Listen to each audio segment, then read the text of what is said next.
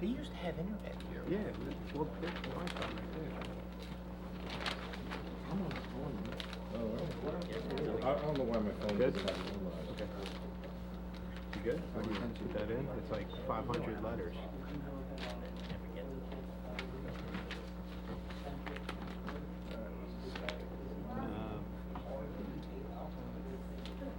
Okay. Okay. 0982. Mute. Mute. Like, who makes up these? You gotta do that first part, Oily. I did, I hit on the first. Oh. Incorrect password. I think that's OILY. Oh, oily. Yeah. Once you put it in there, it should actually. I gotta start it again. I thought it said only. Yeah, it looks like OILY. Oily. 805 pay. 0982. Mute.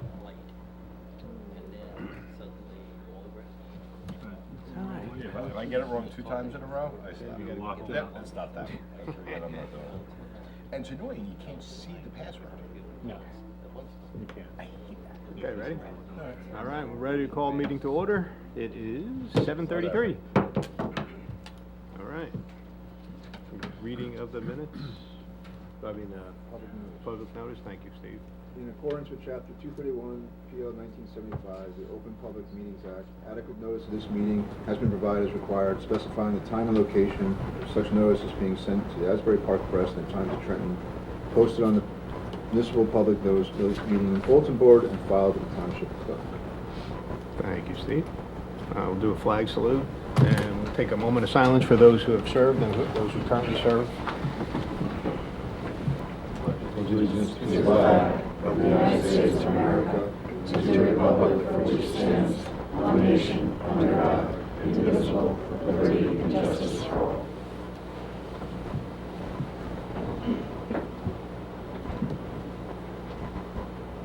Thank you.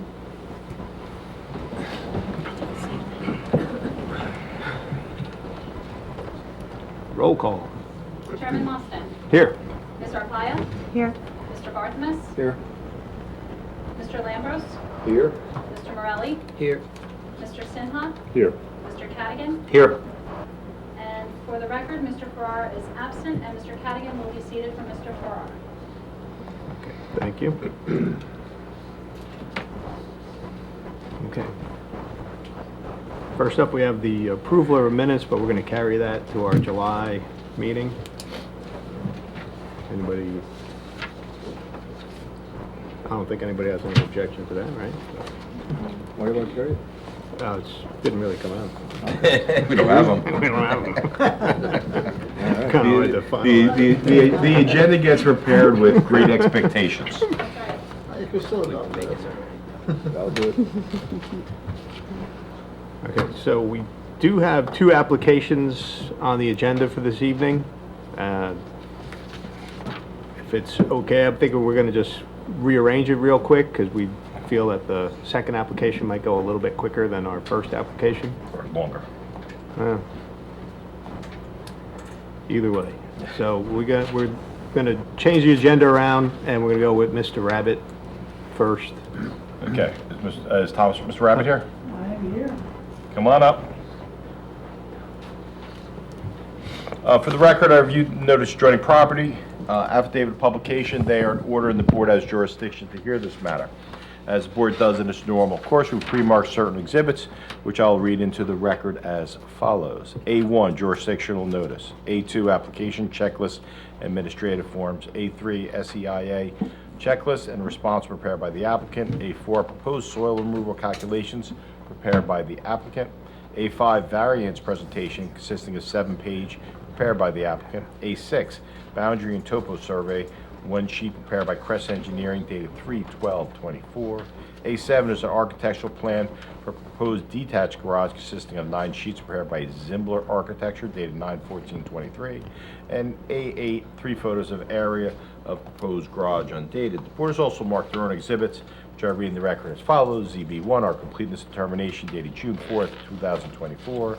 Our ZB2, our engineer's review dated 6/6/24. And ZB3, our planner's review dated 6/20/2024. Mr. Rabbit, of course, you're allowed to introduce any other evidence you deem necessary, appropriate for your application.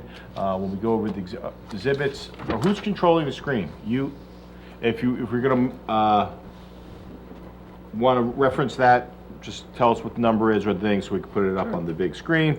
So let me swear you in. Sir, please raise your right hand. Do you swear or affirm the following testimony about to give the whole truth, nothing but the truth? I do. Okay, Mr. Chairman. All right, wanna go over your application real quick, and Sure. where would you like to start? There's something you'd like me to place on the screen, otherwise I'm just going to keep the survey up just for reference. Okay. Is the exhibit that has the PowerPoint presentation available? That might be a better way to step through. That is, Exhibit A5. yes, A5. Thank you. Okay, so this, and there'll be some other pictures I can illustrate here, but purpose here is I want to build this detached garage that is away from my primary residence. This is facing towards the rear of my property. It'll be placed onto a portion of that existing driveway. There's an existing hillside planter that has rotted away. So that was in disrepair anyway, and I wanted to remove that. There is a little bit of undeveloped property, which is just above that on the slope. There's essentially two variances that I'd be seeking. One is the steep slope variance, because as the survey indicates, there's a general slope of that is on the order of low 20% to, I think, as high as just over 30%. Next slide, please, Daniel.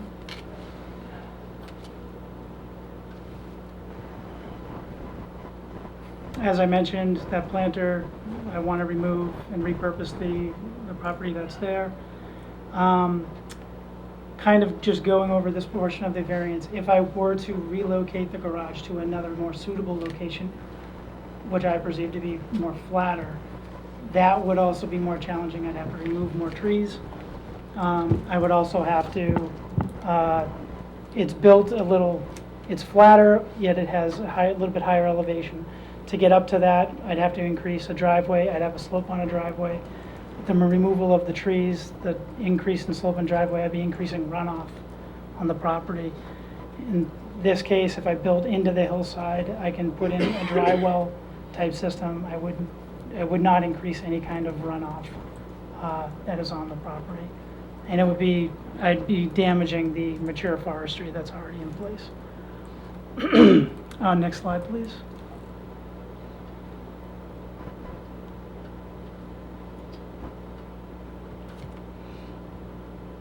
This is for the accessory building footprint variance. So per that section of code, with the size of the lot, I'm allowed up to 900 square feet. I have some supporting information that indicates why I need 1,000 square feet. It's essentially, if you go to the next slide, Danielle, I'm sorry, I'm going to drive you crazy.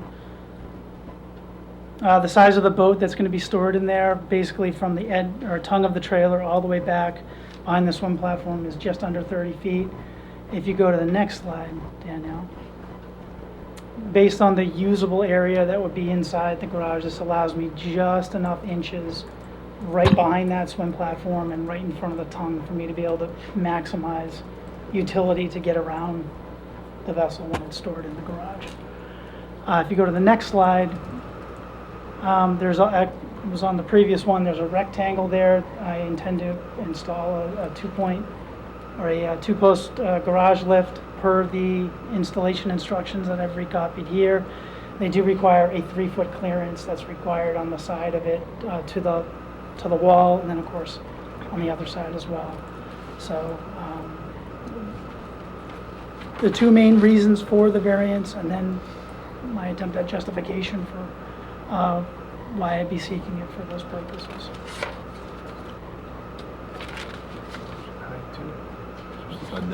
Well, could you, it's 20-foot height, could you explain what the material is of the outside of the garage is going to be as compared to the house? Yep, it'll be identical. The existing house is white vinyl siding.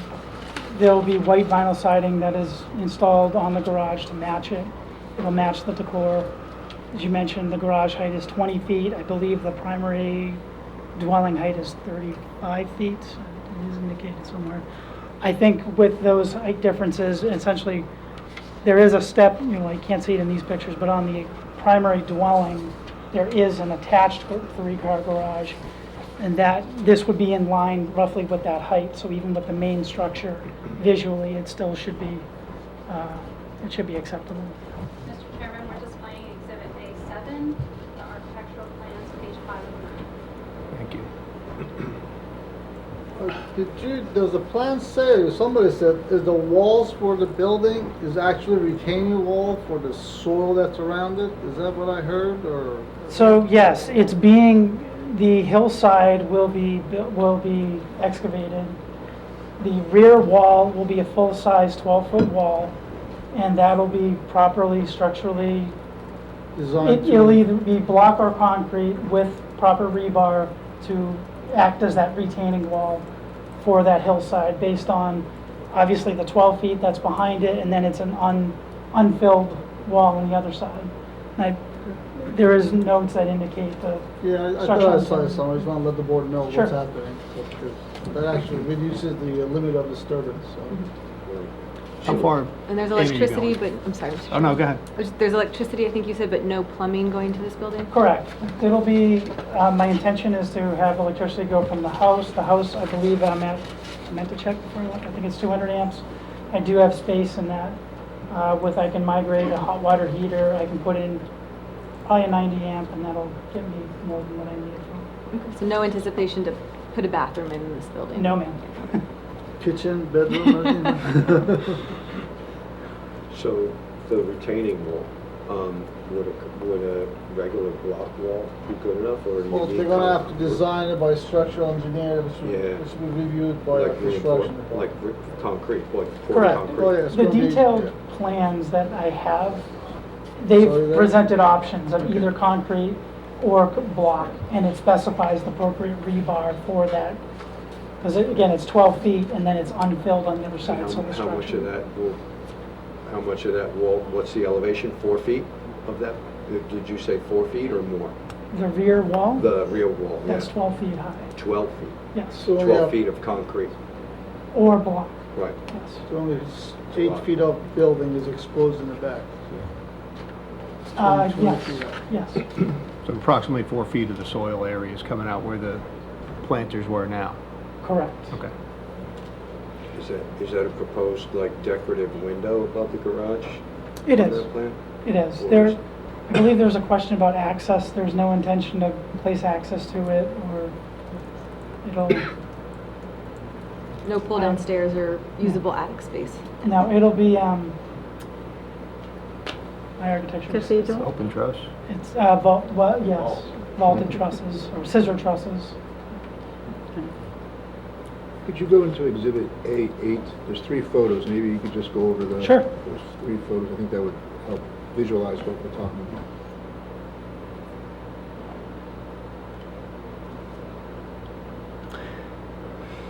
This is the existing, so, if, may I point out? Yeah. So. Just the speak main- loud so we pick you up on the Sure, the main microphone. structure itself will be embedded into this hillside here. It will cut over right about to where this old stump is. Maybe if you go on the other side of the picture so that Sure. you're kind of in the way. The structure will go in right up to this retaining wall that's here. It'll jut in right below these trees here. This is the one tree that will have to be removed. And I believe, it's hard to see from the angle, but it's roughly goes out to here. So how far back are you digging into till you hit that tree? How far in do you go? Yeah, Approximately. it'll be another 4 feet beyond the, I believe it's 33 feet deep, 32, and So the so whole structure is going in, not going to stick into that driveway. No part. it'll stick out enough just so we have access to a door on the side. So it's probably more like 20, 23 feet, something like that. Okay. If you go to the next picture, this just shows, so we went to the right a little bit from the previous picture. That is not, that's just a portion of the planter that I have not removed yet because time and kids and everything else. So that is not a, that will obviously be removed, so when we have to add to the driveway, it should not interfere there. Now, there is a difference, as you notice, there's a difference in height. What I would do is, I'm estimating that should be somewhere around 2 feet, maybe 30 inches, and I would match with some kind of a retaining wall that would match the wall you just saw in the previous picture. If you go to the next picture, Danielle. Oh, just another view of that portion. That would have been an alternate site to locate this, but as I mentioned, it's more elevated. I would have to place a driveway, increase runoff, that sort of thing. If you go to, I think there's one more, right, Danielle? Oh, there was supposed to be a fourth, but I probably didn't do a good job of checking which ones I sent you. And if you went on that area that is flat, would you need variances? You obviously need it for the size. I would need it for the size. Also, you would not have any slope issues. That is a good question. We could pull up the slope survey and I could try to estimate it. While that's loading, I just want to confirm, you said with the current proposal, 1 tree is being removed. Definitely one tree. I am not, there may be another tree. Maybe a second one, but up to 2 basically. Yes, if that last picture that was up there, there would be at least double the amount of trees that would need to be removed Okay. to cover that. So the 30% slope that he's disturbing is only the first 8 feet. After that, kind of flattens out a little bit. Okay. That's why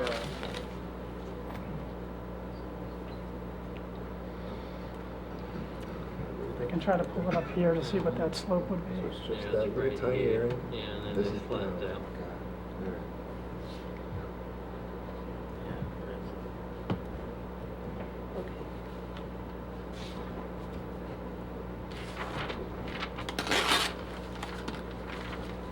Danielle, can you zoom in a little I was so just we gonna can see ask you, the, yeah, the just- slope lines In the area of where the of where the garage Yeah. is? Yeah.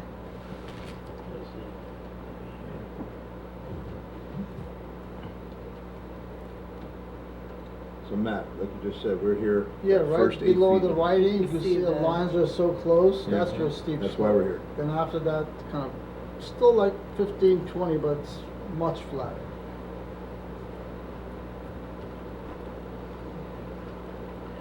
If it were to relocate, your difference, of course I don't have my scale. Where would you put it on this map, approximately? Right. Approximately in this location here. As you can see, that's it's essentially flat. And that area is full with mature trees right now. There is an open spot there, but there are trees that would need to be removed, more trees than would be on the other location. And a bigger driveway too. So if you go Yes. to that alternate location, you gotta change the driveway, add more asphalt. Correct. Right. It would also make it more difficult to back the boat into. That's where the driveway will have to be extended and all that, yeah. Yeah. A little much more difficult. But this, the way it is now matches where the building is, as far as how it is. Linearity, yeah. I think that's the other advantage to where I want to locate it. From the street, based on the elevation that the home already sits on, you essentially won't even see it from the street. Even from the sides of the property, it would be tucked in and close. This is, If it's relocated here, it's going to be much more visible from the street and certainly from the property on the other side. And if you were to put it on the alternate location that we're talking about, it would have to be rotated 90 degrees, correct? So the longer side would be visible from the street? Or you could do it straight in? it has to be rotated. And again, it's gonna be much more visible from the road. Yeah. Yeah, that was my. My gut says you could do it either way, but neither way is as appealing as the primary. And if someone could remind me, the reason we don't want to disturb slopes is water, the way the water flows. I mean, what's the main point of the ordinance? Just too much erosion all the time. You have to be, restore it, and not to mention more steep slope or full of trees. You don't want to take trees down. Right. So if he goes in there, though, he's gonna have to do some type of water work on the sides. He still has slopes, maybe not that steep, but he probably has more trees he has to take down. No, I'm saying if he goes where he's proposing. Straight up, yeah. Yeah, but I'm saying the water issue that he would be facing, he has gotta put probably piping on the side of the building. And it's all going on his driveway. Nothing impacting any town road or anything. Well, and You as I mentioned you're gonna indicated, put a dry well in? my intent is to put drywall. It'll have a standard gutter system. I will put dry You'll wells put into the in dry well. to not increase the runoff on onto the driveway. Okay.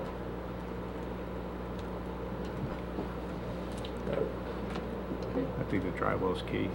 Very key. You don't want that coming out the driveway.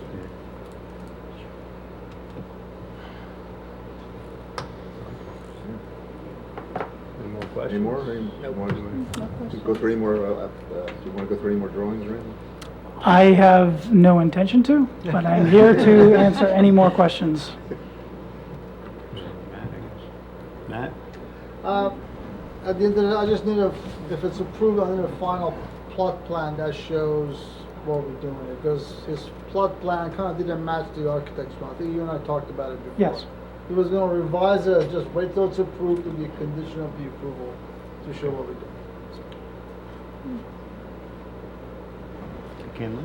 Yeah, I mean, I think there are benefits to allowing him to put his boat into a garage. Aerial photos show that it looks like maybe it's just sitting on your property right now. My wife really doesn't like it in the backyard.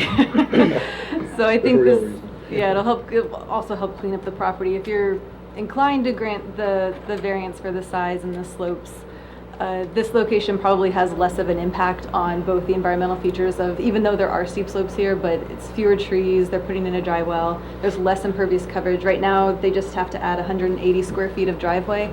It would be significantly increase on that in addition to the 1,000-foot garage. And like they said, it would be more visible. So I think having said that, they do already have a 3-car garage, but if you're inclined to grant the variance, I think this is the location for it to be. Thank you.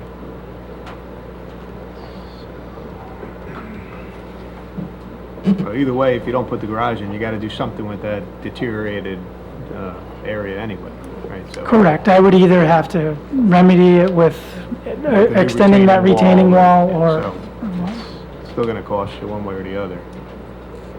So the car lift, you want to put a car lift in there too, right? Yes, sir. Okay. Is that for your own Just personal use? the hobbyist. Entertainment purposes only, no intentions of opening businesses or anything like that.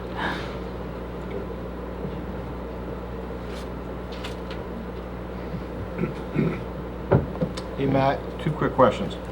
The proposed garage wall that acts as a retaining wall, that would be subject to review and approval by the construction department? Yes. And a condition adding dry wells subject to review and approval by Be on my plot plan when he puts it. by the board engineer? Okay. Thank you. I'll make sure who reviewed those 2 issues. Thank you. The plans, I think, gotta be by PE, structural. Yes, it was structural, sometimes the architects do it, I'm not sure. Okay. Anybody else have any questions, comments? Mr. Chairman, if I may? Yes. The zoning officer has been asking applicants with garages to file a deed restriction regarding renting out the space or using it for anything commercial or for living space on a regular basis. Do you think that the applicant would be amenable to doing that? No, what do you think? Yes. You have no problem with that, right? No. Well, it was going to be a condition of the approval anyway, so getting deed restrictions is not that complicated.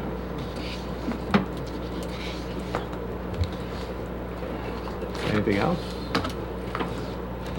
No. I guess we will open it to the public. If anybody wants to step forward to comment on Mr. Rabbit's application, now is the time to do so at 7:57. Seeing nobody, we will close this portion to the public. All right. Board comment, discussion. We got some conditions. I think if we follow the conditions and everything that our professionals. Sure. If we follow the conditions that we've expressed and we listen to our professionals, I believe this is a better solution than going in the, off to the side for many, as reasons were proposed. So I don't have a problem with this, and I would propose that we pass it. Is that a motion? Well, before... Not yet. Before we get, Not- we're not there yet. Before you make, if you're gonna, there's no more conversation, discussion about it, but as I do in a normal course, I make certain notes regarding potential conditions. The board deems the application favorable. One is the conditions contained in Matt's report, including providing a plot plan that includes the board's signature block, the variance plan addressing the limits of disturbance, architectural plans that are required to be conformed with the garage to the home be the same. Condition, obviously, the same exterior material for the house as the garage. Revise the plan stated drywall subject to review and approval by the board engineer. Applicant submit a revised final plot plan for review and approval by the board engineer to match proposed architecturals and revisions in resolution. The rear wall of the proposed garage that acts as a retaining wall is subject to review and approval by the construction department. No commercial use or livable use in the detached garage, and that will be subject to a deed restriction that will be reviewed and approved by the board attorney. Matt or McKinley, did I miss anything? You may need a tree removal permit. I think the new ordinance requires it, even for one Does or he fall, two. I don't know if he falls under it though. Oh, he doesn't? I think he submitted before that was adopted, Danielle? He didn't, never mind, he falls under it. Okay. It may cost you $50, I'm not sure. For you, it won't be a big deal. Okay. But I don't have anything else, Greg. Okay.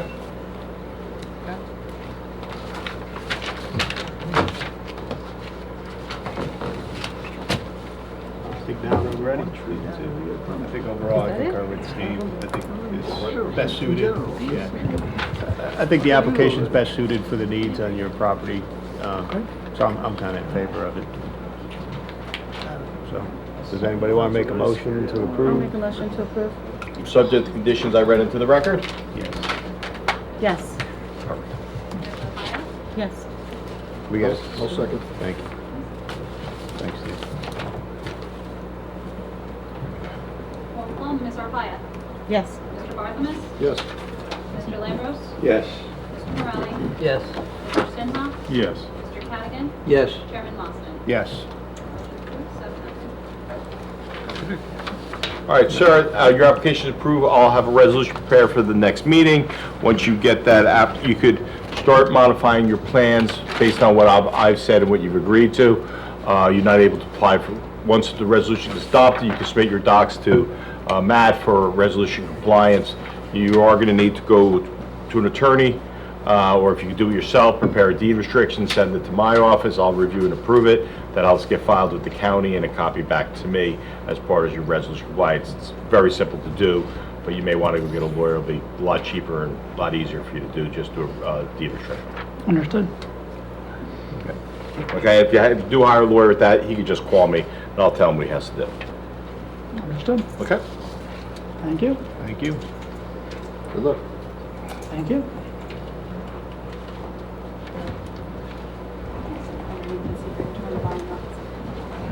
You're not very loud. What'd you say? Normally I talk loud too, and tonight I'm quiet. It's very light.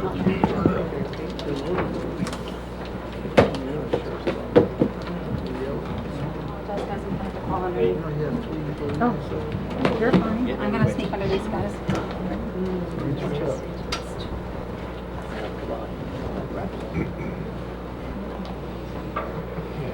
My voice makes it Netflix now. Yeah. It's exactly like Netflix. Yeah. It's just missing, It's just missing. right, yeah. Did the mandatory bang my head. I did. Oh, by the way, it's not, You can't get out of it's there not the without being- 5G, Oh, yeah. yeah, it's just Like the right regular past it. Let me, 5G. Dash 5G has a different. I'll show this with you. Okay. Oh, I got it. Oh, you did? It's not, it doesn't, password doesn't work for the dash 5G, just the regular. Yeah, next Is there time. actual Wi-Fi in this? Yeah, there is. Yeah. And share this with you, and it'll just come up on your phone. All right. Danielle, you all set? Sure, thank you. Okay. But I have to remember how to do that. I was like, Angela, you ready? You good? Okay. All right, I guess we are ready to roll. All right. Mr. Chairman, this is a continuation hearing for Winding Brook Farm LLC. And Mr. Chairman, you've already submitted a certification that you've read the transcript for the last hearing and is able to obviously participate and vote. I believe everyone on this board is able to vote on this application. Ms. Jennings, for the record, since the last application, a couple additional items and evidence were submitted by the applicant and also the board. I'll read those additional items into the record. A11 is updated survey with proposed storage area, one sheet prepared by DPK Consulting, dated 6/6/2024. A12 is transcript of the completeness hearing, dated 5/22/24. The board has also added one additional exhibit. We'll mark as ZB2B, is the planner's second review dated 6/20/2024. And of course, Ms. Jennings, you can introduce any additional documents you think are necessary and appropriate for your application. So please enter your appearance and you may continue with your application. Thank you. Good evening. For the record, I'm Donna Jennings from the law firm of Walens, Goldman & Spitzer. As the board will remember, the applicant is here seeking a bifurcated use variance approval to operate what has been deemed a commercial use on property located at 25 Spring Road and identified as Block 52, Lot 6 on the Township of Millstone's tax maps. As the board may recall, this board previously granted application submission waivers at the May 22nd public hearing, and the application was deemed complete. Applicant is now here before the board to present testimony as to its application for use variance approval. The applicant's property is approximately 11.57 acres and is located in the rural preservation zone. The applicant operates a tree and hay farm on the property, which also consists of a single-family detached dwelling and two single-story frame buildings, among other related farm improvements. Farm buildings, and detached dwellings are all permitted in the zone. The applicant's farm operation uses vehicles, equipment, and machinery that is concurrently used off-site by Pro Stump Tree Services, an entity of the applicant's representative, Glenn Donnelly, sitting next to my left. When not in use for permitted farming activities or otherwise off-site, the vast majority of the vehicles and equipment are stored on the property inside the existing barn. The record will show that the applicant is entitled to use variance relief. The property is particularly well suited to the proposed use because the same equipment, vehicles, and machineries used on-site and off-site by the two entities owned in part by the applicant's representative, thereby satisfying the positive criteria. Without a use variance, the applicant would be required to purchase duplicates of the equipment, vehicles, and machinery, despite the fact that the very same vehicles would still be used on the property for permitted farming and be stored in the same barn. The proposed use additionally furthers several purposes of the municipal land use law, including promoting the general welfare, providing sufficient space at appropriate location for a variety of uses, including agricultural, residential, and commercial, and it promotes a more efficient use of land. Second, the proposed use satisfies the traditional negative criteria two-pronged test. That is, the variance can be granted without substantial detriment to the public good, and the variance will not substantially impair the intent or purpose of the zone plan or zoning ordinance. Granting the variance will simply allow for a more efficient use of the property without harming the community. The intent and purpose of the zone plan will be maintained since the applicant may lawfully store the equipment and vehicles for use on the farm. No commercial activity is occurring at the site. In support of the approval, the applicant will rely on the testimony of two witnesses, Glenn Donnelly, the applicant's representative, who you heard from the last time, and Andrew Janu, a professional planner. We would also just like to acknowledge that we are in receipt of the board planner's updated review letter and the board engineer's original review letter dated April 1st, 2024. So with that, I don't know if Mr. Donnelly needs to be re-sworn in, or if you're just going to remind him that his testimony I'm is just going to continuing. run, Mr. Donnelly, you've previously been sworn, please be advised, you're still under oath. And maybe, Ms. Donnelly, you could use that microphone, or one of you else use the other microphone, however you guys want to do it. What do you feel more comfortable? Can't sing it. No singing. Okay, so I think if you could, Danielle, just bring up that 811, the updated survey. So as we're describing the site, everybody can kind of follow along, and hopefully you guys have that either on your laptop or you have a hard copy of the application. If you can zoom in a little bit too, because it is a big site, and one of the things that was requested of the applicant the last time was to specifically set forth on the survey where the equipment would be stored, what type of equipment was being stored, where the employee parking spaces would be, etc. We were also asked to give coverage of all the existing structures, and that's also indicated on the plan. So if we could just reiterate, again, what you're doing at the site currently and what you're proposing to continue to do with respect to the Pro Stump tree service. The reason we purchased this piece of property was to become tree farmers, because we're in the tree business and we want to. And keep your voice up loud. The reason why we wanted to do this project and buy this farm is because I've lived out here since 1989. Again, I've served in this community. I was a trooper for 26 years. Actually worked around here for 5 of that years. And I have a beautiful home in Millstone, and anybody knows me can attest to that. And this was another project I wanted to do, and I want to grow trees, which I'm already underway, so we can replant trees, and especially with the new ordinance in the town that requires replacement trees, in order to make these trees more affordable for the local residents. If I could grow them myself, I could sell them cheaper to the local people because of the requirement of putting 2 trees in for every 1 tree you take out. Now, with respect to the activities on the site, you have a hay farm, correct? Yes, And you have a woodland management plan? yes, I did. And you have plans to expand. Can you explain, looking at the survey, where you plan on expanding the actual trees? You can go up there, sure. Take this with you, though, because they're recording it. All right. This is my woodland management. Can you guys see from here? This is going to be all woodland management right to the back. All right, that's already underway. Okay. That means the forester will have to come out once a year, mark X amount of trees that have to be taken out to make the forest, prosper. And they normally do that in the wintertime. Honestly, I think they do it in the wintertime because they don't want to get full of ticks and chiggers. But they do it around December, and that's when we go in and we'll remove any trees that they mark for that, and it helps the forest grow continually. And over here, you see where we already planted over 100 trees here. We planted a bunch of trees here. Spruce is going right up to the front. We're going to continue to the back, and eventually, I'm going to phase out the hay portion and be all trees, because especially with this new requirement, DEP requirement of if you take a tree out, you got to replace the tree. The state says 1 tree, Millstone says 2 trees. So again, in order to fulfill a need in the town and also do what I do on and off the farm, again, we go out and the same responsibility. All of the farms around here have a tract of land that's in the forestry program, all of them. And again, I explained before, most of the farmers around here are, I'm 62, most of these guys are a lot older than me. They can't do the work. A lot of their kids don't want to be bothered doing the work anymore. It's just, who wants to work 20 hours a day? So my thing to the board is, and I don't say this just to, these people are all here for me, by the way, but if we don't help farmers, we're not going to have a farm, okay? If a farmer has just 1 crop, he puts all his eggs, so to speak, in 1 basket, and Mother Nature rears its ugly head, he's broke.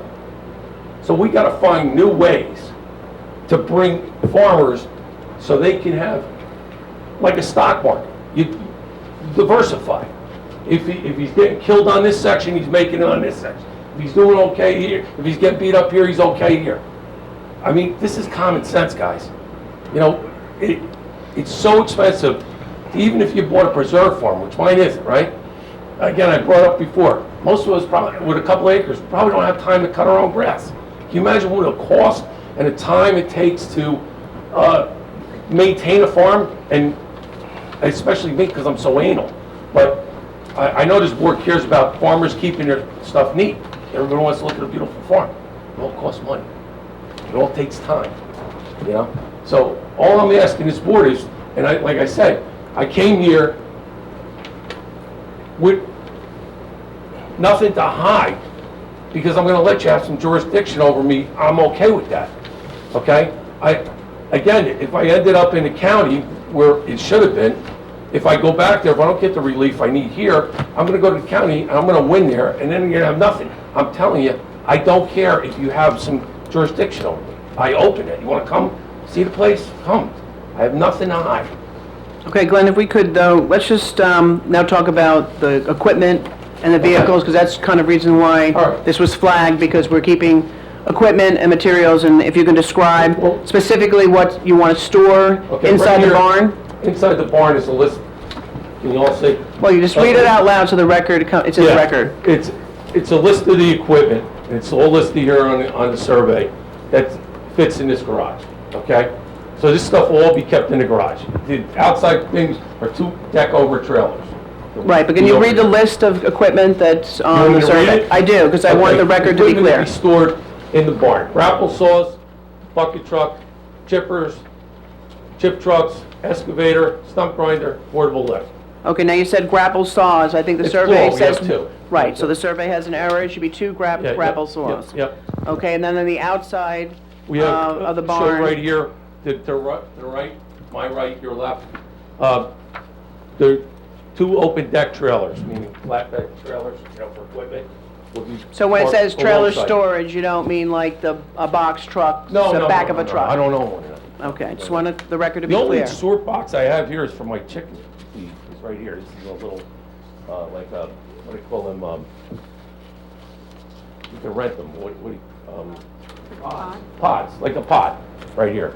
And my chicken feed and stuff is in here for my chicken coops. Right, and why don't you describe the other structures around the site for the record? My dog pen right here.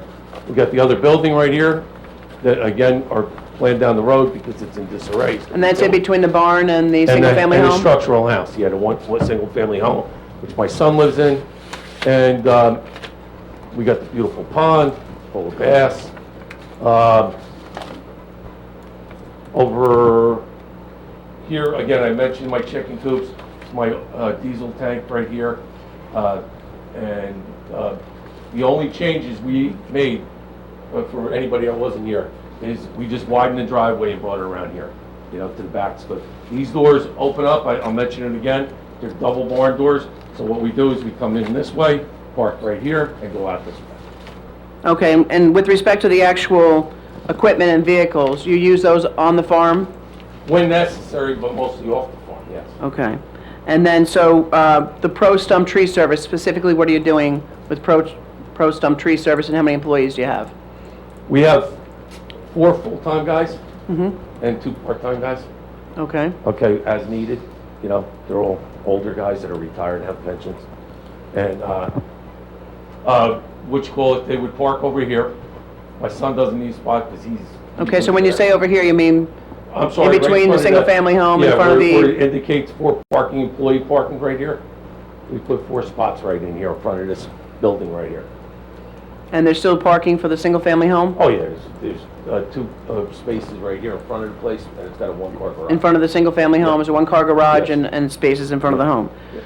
Okay, and then, do you have any other additional machinery, vehicles, equipment, et cetera, that you use? Nothing So if here, no. If the board would act favorably and restrict you to the equipment listed on that Yeah, I survey? mean, I can't say I'm not gonna buy a piece down the road. I don't have any other stuff that I'm gonna keep there, no. No. Okay. Can you fit any more equipment in the barn? If I get some Vaseline. Okay. I'm trying to get you to commit to a certain number of pieces of equipment and vehicles so the board knows Again, what they're voting on. When I say if I buy something else, it's wear and tear equipment. So we sell it as it gets worn out, and I don't want to be saying, oh, you got this truck, now you don't have that truck. We rotate them in and out. When they get older, because it's so costly for the repairs and stuff like that, we'll sell the older ones and replace them with new ones. So you would commit to not storing any of those vehicles outside? You would keep them inside other than the Yeah, new trailers? everything here is going to fit in there. Yep. Okay. And with respect to the hours of operation of the Pro Stump, what are the hours? Generally, your employees show up to Normally site? 7 to 5. 7 Normally to 5. 7 to 5, yeah. 7 days. And no. Those days are over. What days? I would like to work them 7 days a week, they just won't. So what days do they work? Monday They're through gonna Friday? Monday to Friday, unless, guys, we have a storm, somebody's got a tree on a house, or something like that, we're coming out anytime for you, Like we did with Hurricane Sandy, so it's Right. And what about wood? Do you store wood on the site? just the wood we burn in the farm, and that's it. I don't sell wood, it's no money in it for me. So, I give it away. The stuff that could be made firewood, the logs, we take to the mill, and the chips go to Britain mulch. Except, again, we keep some chips for around the base of the new trees we plant, because you gotta keep the moisture in. And also looks nice, around the landscaping of the new trees. So, That's all the direct questions I have for this witness. One general question I have is the notation of the oil shed in the back. What is that for? That's just diesel tank, it's only on 100 square foot.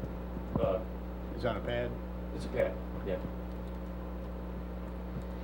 And then you got containment underneath it in case Yeah, of a spill? it's all, I don't even own it, I just rent it from the place that, Okay. so it's, Is it portable, or is it yeah, permanent? they deliver it, they insure it, it's all on them.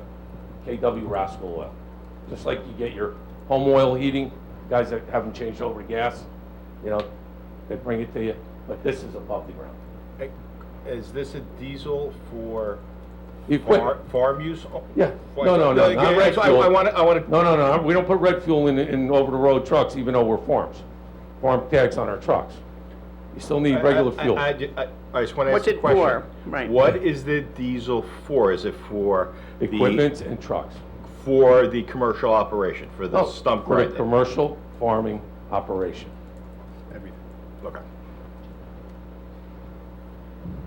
So it seems like a substantial amount of equipment to be used on an 11.6 acre farm. So, but I mean, a lot of it is used for off-site commercial use, correct? Commercial and commercial farming, yes. But you're not- Mr. Lambros, let me ask you a question. That's not how it works. Oh, That's not how it works. I'm sorry. The Okay, board asks all right. questions, I know you it's answer my the first question. time, okay? Yeah, I mean, but you're not farming off-site, you're farming on-site. No, I told you, I'm farming off-site. When I have to go help these farmers take care of this responsibility, so they can get a tax break on their forestry management programs, okay? That's farming off-site. And again, I'll mention it again. A tree that grows in the ground is a crop, and that's stated right in the Right to Farm Act. It's the same cellulose-based material and an ear of corn and a bale of hay. Grows out of the ground. It's a crop. Right, but we do have a letter, the county has not deemed your off-site commercial use as protected under the right to We farm. didn't get in front of the county. You have an email. We have a letter. You have an email from Harriet.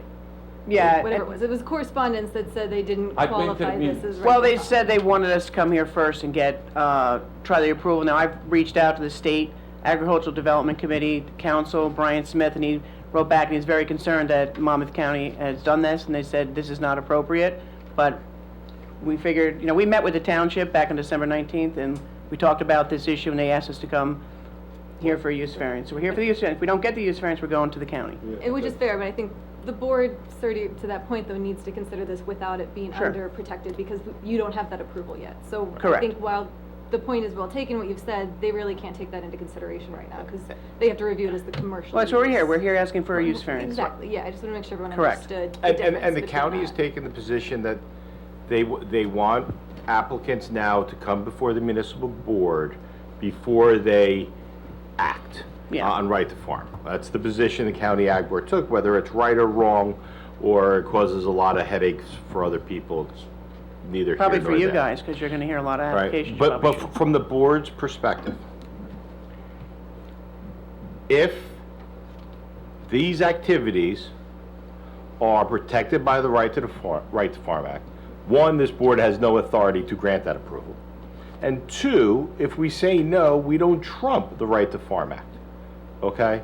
What we have before us, and this is an application by a property owner that there is a separate corporate entity that stores commercial vehicles on their site, which is a rural residential zone, and is using that site for commercial purposes. The equipment is owned by the commercial business. The applicant is testifying that he uses that partly for doing work on site and mainly for doing work off site for the commercial enterprise of it. Our ordinance doesn't permit commercial uses in the residential rural zone. So when the board looks at it, they're going to have an applicant's planner testify as to satisfying the use variance criteria. And they have the burden of proving that this site is particularly suited for this type of use, which essentially is, commercial storage of vehicles and, what's the word I thought of? Almost a staging area for the commercial use. That's essentially what it is. They're not really doing a commercial use on site because they're not, any use on site is really farmland, but it's a staging area for the commercial use. That's the applicant's burden, okay? And the reason they're here is because if all these vehicles were owned by Winding Brooks Farms, they probably wouldn't be here and they'd be before the county, okay? But these vehicles are all presently owned by the commercial entity, and that's what the board is solely dealing with. The idea whether they could go to the ag board, they go to the ag board. And we have no jurisdiction over them, and if we deny them, they may go to the ag board and may all this get approved. You know what? But that's the ag board. We solely need to deal with that the applicant is proposing a commercial staging area for the storage of commercial vehicles on site in a barn. All right, so their plan will probably testify there's no negative impact because it's all inside. But that's the testimony that has to come out from the applicant. But I just want to that's what the only thing they're here for. It's a bifurcated use variance for that type of use on this property because the farm doesn't own the vehicles, doesn't own the trucks, and it's owned by a commercial entity that's for profit and does work off site.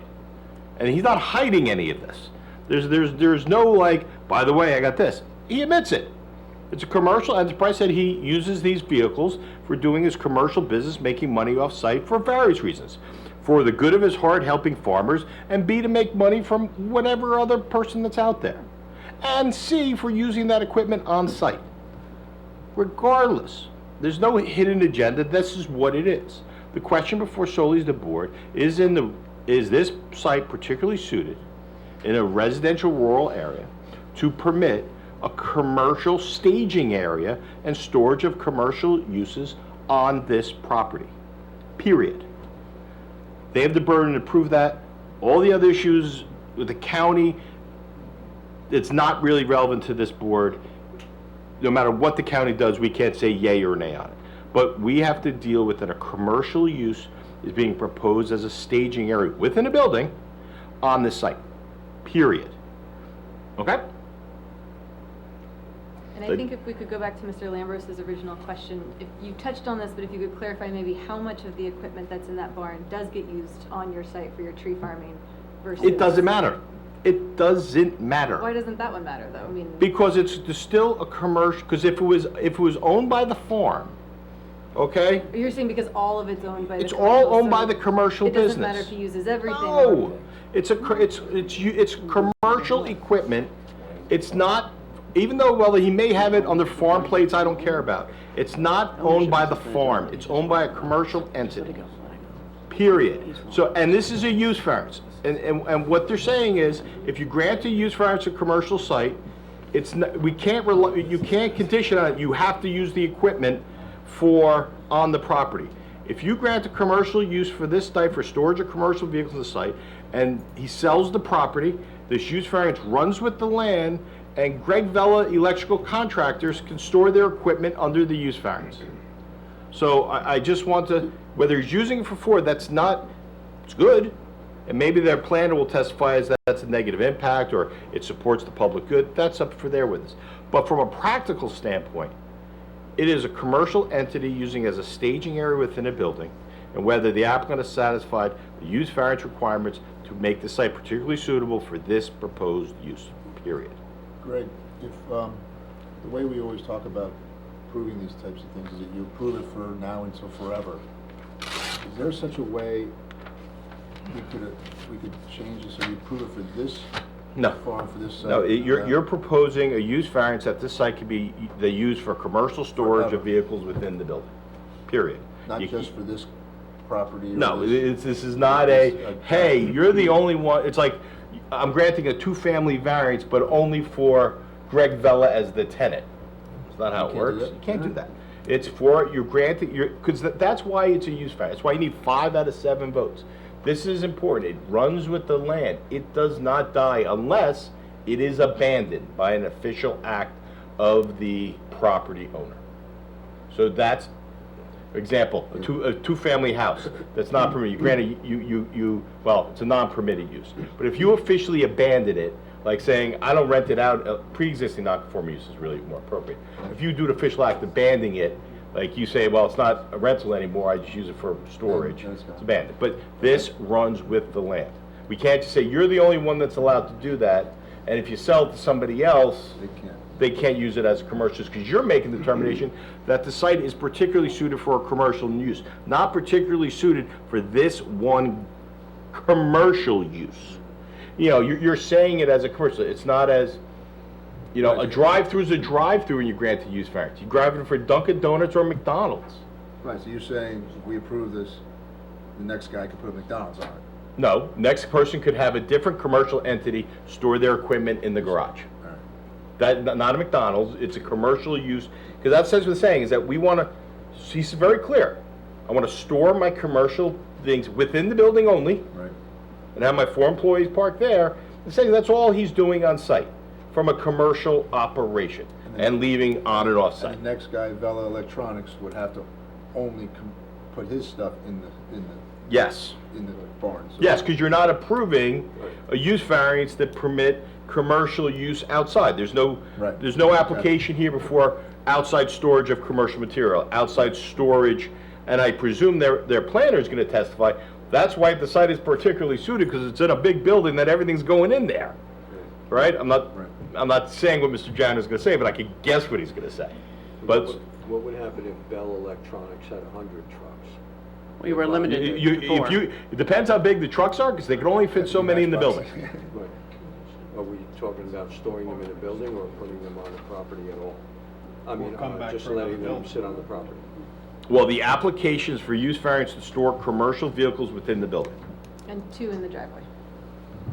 What 2 vehicles are in They the have driveway? the flatbed So trailers. that's the worst case. Yeah, Bunch of that's- stuff in the building, and the 2 or 3 things. Right. That's what. I mean, I think you could probably make a condition that all the vehicles in the barn have to be farm registered as ours are.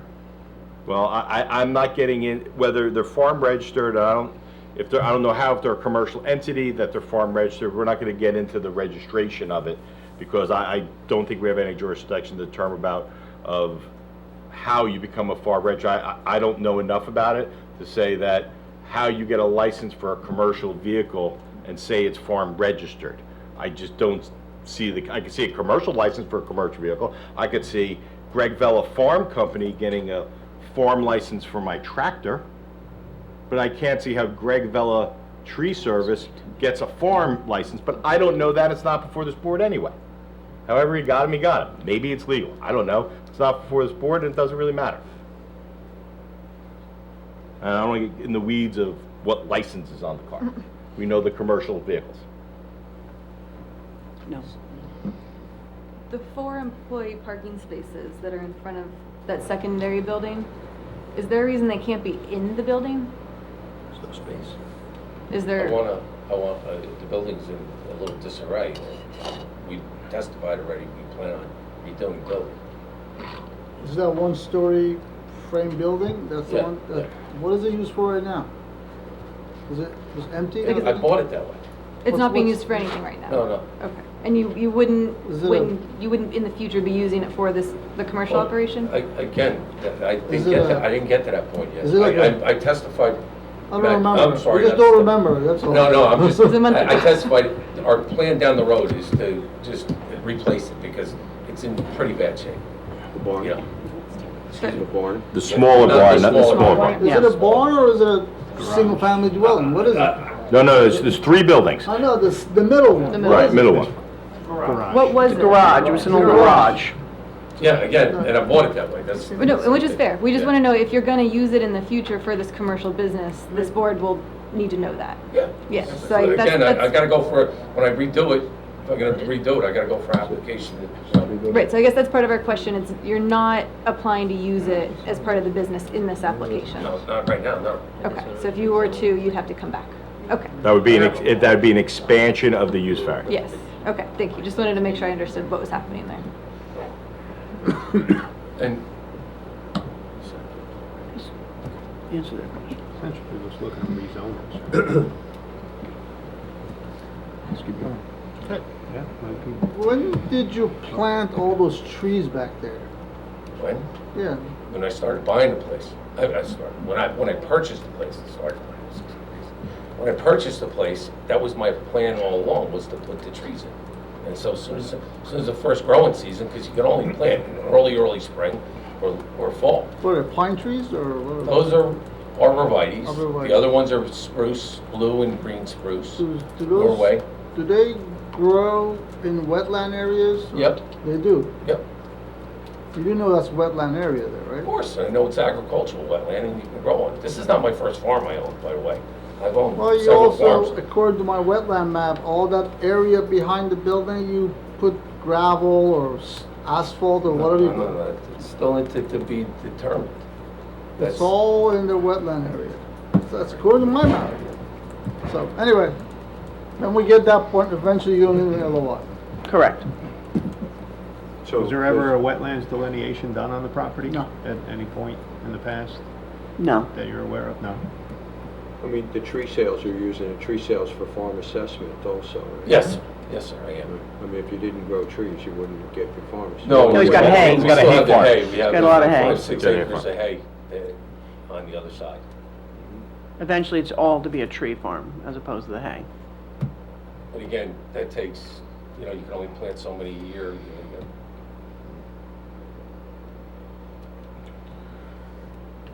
How about the small road that's out in front?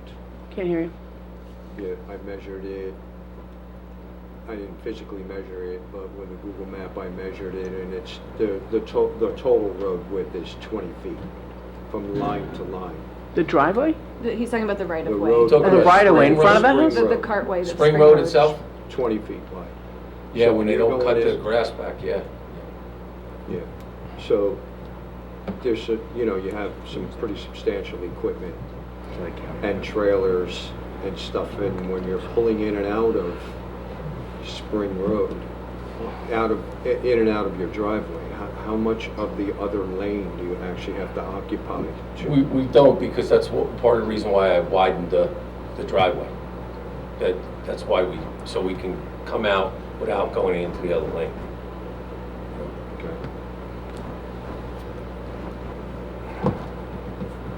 Do you think Spring Road has like a good foundation under it to handle your equipment and your roads and with stuff in the trucks and whatnot? I think so. There's farm equipment and trucks going up and down. Well, it's not a heavily traveled road per se, but in the morning, I think people use it as a shortcut. For coming off the. for a regular passenger car? No, trucks too. Amazon trucks and FedEx trucks How much do your trucks weigh when they're loaded? 33,000 pounds when With the when the truck? chip truck is loaded, yeah. Yep. I know that because we have tear sheets. If there's no further questions, maybe we go to your planner? Yep, perfect. Andrew, I'm done. you're done. Dismissed. Dismissed. Mr. Daniel, Thank you, Mr. Chairman. please raise your right hand. Do you swear affirm the following testimony about to give us the whole truth, nothing but the truth, sir? I do. Please state your name for the record, spelling your last name, sir. It's Andrew Janu, Janiw. And if you could, Andrew, for the benefit of the board, please give your background and qualifications.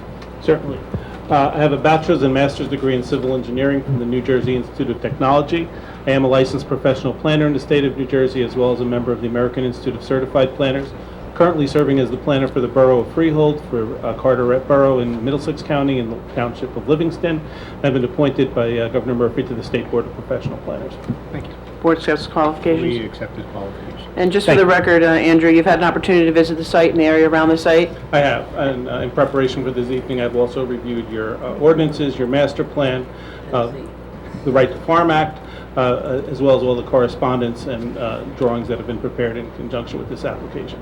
Okay, and if you could, from your professional opinion, could you testify as to whether or not, in your opinion, the applicant is satisfied both the positive and negative criteria for the granting of the requested use variance? Certainly. So just for the record, the property is known as Block 52, Lot 6, or 25 Spring Road, and it's located within your RUP, or Rural Preservation Zone, and this permits farms and farm buildings, non-farm stables, housing horses, detached dwellings, family daycare centers, public playgrounds, conservation areas, and township public purpose uses such as firehouses and rescue squad buildings. The application this evening seeks to permit the utilization of the existing structures on the property for the storage of farm equipment in connection with the tree service business, and this requires a D1 variance. You heard Mr. Donnelly's testimony in terms of the inventory of the types of equipment that are stored on site, and this property utilizes that equipment for harvesting forestry products not only on site but off site, as well as for farming hay on the property. So the property currently harvests two types of farm product, and the intent is ultimately to transfer all that over to a woodlands management facility.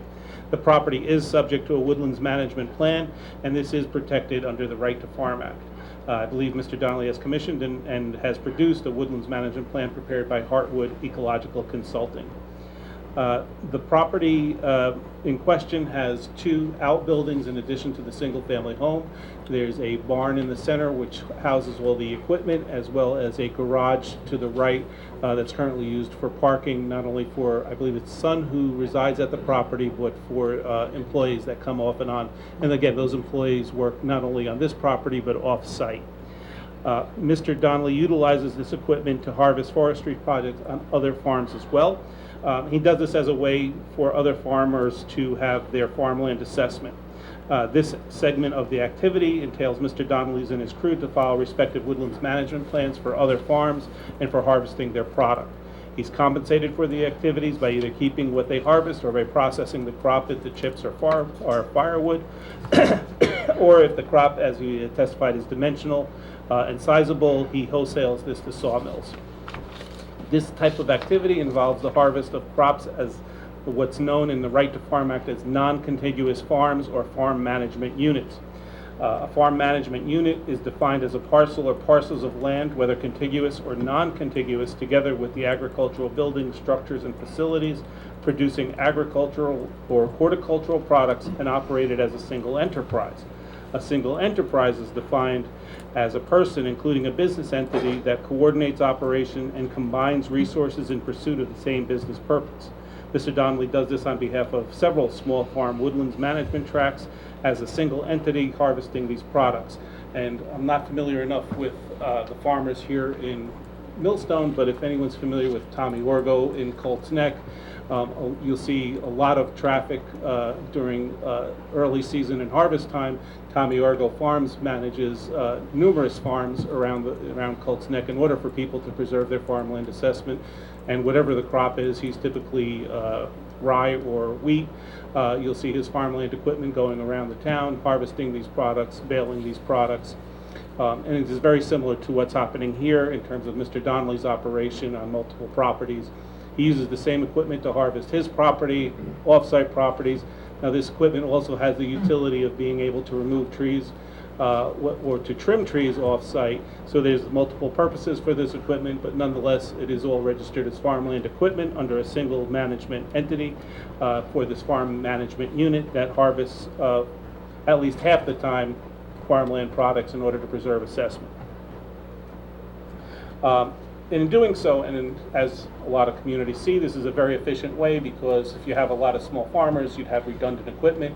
A lot of people find it cost-effective to have a farm manager essentially harvest their crops in order to maintain their assessments. It's saves on the purpose of buying multiple utility equipment and the like.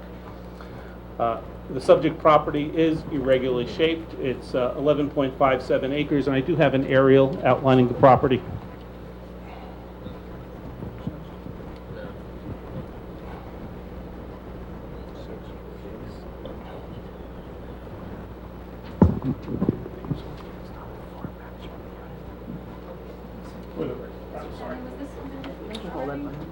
I'm sorry? Was this already submitted? I don't know if this was submitted or not. All right, hold on for a second. We'll mark that as A13 mounted aerial of subject property. This is a September 2023 image of the property. It's outlined in yellow, and you can see this building here in the center is a garage. This would be the barn, and the home is forward towards Spring Road.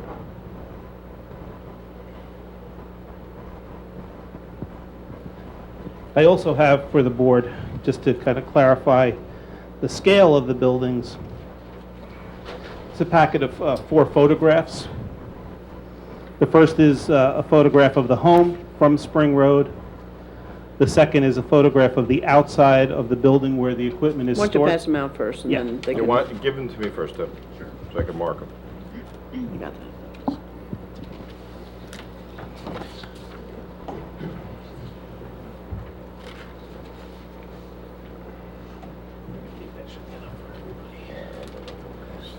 The mark is A14.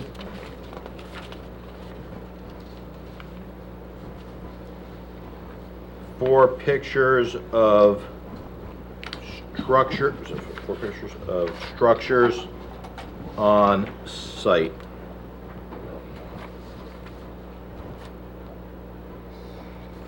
Didn't mean for you to be easy. I'm sorry.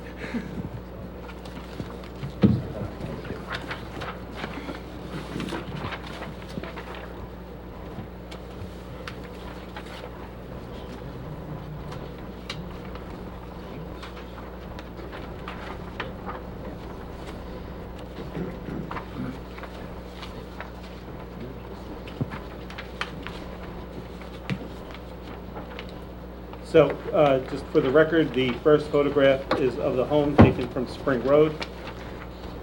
And you'll see to the left of the home some of the trees that have been planted, the arborvitaes. Second photograph is of the barn where the equipment is stored. The third photo gives you an idea of the size of the interior of the barn as well as the tree service truck parked within there. This is where the equipment would be stored. And finally, a photograph looking at the garage.